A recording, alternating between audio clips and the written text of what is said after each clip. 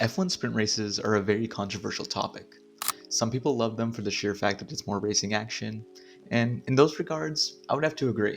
But to many, sprint races are just not all that. For those unfamiliar, F1 sprint races are essentially shorter, approximately 100-kilometer races held on Saturday, which award a reduced number of points. The format has evolved since its introduction in 2021, but the core idea remains the same: to inject more excitement and competitive sessions into the weekend. Sounds good on paper, right? But the reality for many fans and even some drivers has been less than ideal. The first major problem, and one that consistently comes up, is how sprint races can dilute the significance of the main Grand Prix. Traditionally, Saturday qualifying was a monumental session, a pure battle for pole position that set the stage for Sunday's epic race. But now, with the sprint having its own sprint shootout and awarding points, and the main Grand Prix often happening after the sprint on Saturday, the build-up to Sunday feels different. Some argue it spoils the main event, giving too much away about car performance and race pace.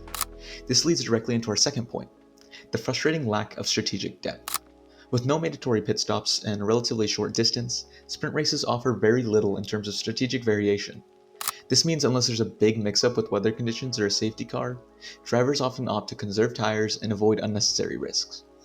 Knowing the Grand Prix is the real prize. This frequently results in highly processional races, with minimal overtakes and a distinct lack of the strategic chess matches we love to see in full Grand Prix. It often feels like an extended practice session rather than a thrilling race. Then there's the ever-present concern of increased risk. While racing is inherently dangerous, adding another competitive session means another opportunity for crashes. And in the era of budget caps, a single incident in a sprint race can have massive financial implications for a team, potentially impacting their development budget for the rest of the season. A damaged car on Saturday can also severely compromise a driver's Sunday Grand Prix, forcing them to start from the pit lane or with a compromised setup. Is a few extra points worth the potential millions in damages and a ruined main race? Many argue it's not. The F1 Sprint Weekend format has been a moving target, constantly tweaked and changed, which can be incredibly confusing for both casual and dedicated fans. From sprint qualifying to sprint shootout, the rules around Parc Ferme and when each session truly matters, it's a lot to keep track of. Furthermore, for the teams, sprint weekends mean significantly reduced practice time. With only one free practice session before competitive running begins, getting the car set up perfectly for the sprint and the main race becomes a massive challenge, leading to more pressure and less optimal performance. What do the drivers and fans actually think though? It's a mixed bag. Some, like Max Verstappen, have been vocal critics, stating they're all about surviving, not about proper racing, and even suggesting scrapping them entirely. Others, particularly the younger drivers like Lando Norris and Oscar Piastri, see the potential for more racing action and points, and some appreciate the reduced practice sessions. However, a significant portion of the fanbase remains skeptical, often finding sprints unexciting and preferring the traditional Grand Prix weekend structure. Ultimately, the desire from F1 seems to be commercially driven. More racing, more content, more revenue. But is it at the expense of the sport's core identity? With these issues being a major concern of sprint races, I've come up with two alternate formats to keep the sprint event exciting while not taking away from the main stage. First, the FIA already has a perfect sprint format in its lower series, F2 and F3. For those who are unfamiliar, in those series there's one qualifying session that applies to both the sprint and the feature race, but there's one big difference in the sprint: a reverse grid. In the race, the starting grid is changed by reversing the top 10 qualifiers, meaning pole for the feature race will start 10th, and 10th will start on pole. This would allow for exciting racing on both Saturday and Sunday, but shake up the grid enough so the race won't be exactly the same as the first phase of the real race.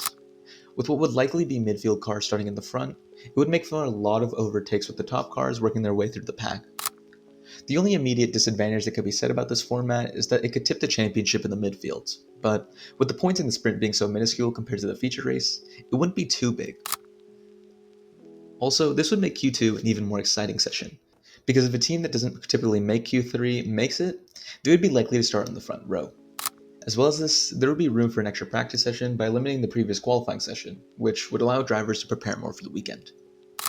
Now, my other idea for a sprint format is a bit different and a lot less likely to happen, but I think it would be very entertaining. I would propose an idea of having each constructor enter one car into the sprint session on sprint weekends. Only 10 cars on the grid would make for a better opportunity for drivers to score points while also keeping the competition tight. But with each team only entering one car, they can't send the driver out each time. With 6 sprint weekends on the calendar currently, I would have each driver on a team participate in 3. This would create a strategic game with teams opting for the driver they believe is better at a certain track, or even picking their driver based on what they think other teams would do. This would truly incentivize having two good drivers rather than a dedicated first driver and a second driver. The only disadvantage would be that scoring and qualifying wouldn't apply the same, but I came prepared with ideas for those too. The qualifying session could be one single time session, similar to that of F2, where the drivers have one 30-minute session to put the best lap time possible. As for the scoring, the top 6 could score points. This would allow for a good amount of drivers to score while keeping the race competitive for all teams. It definitely needs some workshopping, but let me know which of the concepts you prefer in the comments and any ideas of your own.